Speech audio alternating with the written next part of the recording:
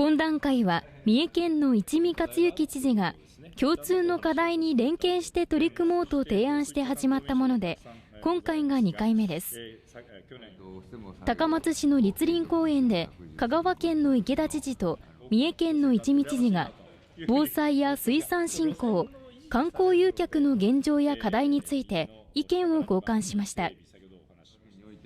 防災については南海トラフ地震に備え、平時からの情報交換や協力体制を構築することの重要性について意見を交わしました。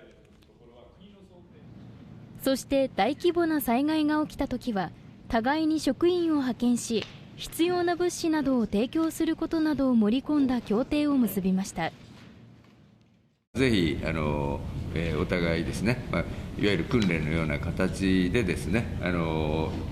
進めて今後いけたらと思います。